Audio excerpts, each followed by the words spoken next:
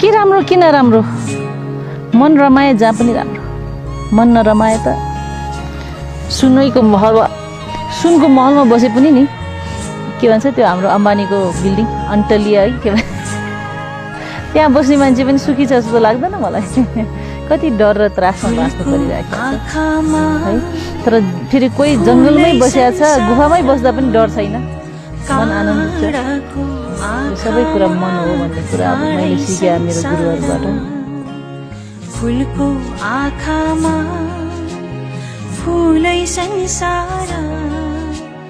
ताराको आँखामा तारै संसार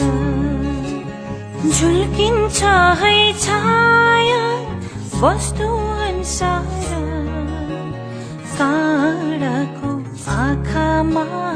काँडै संसार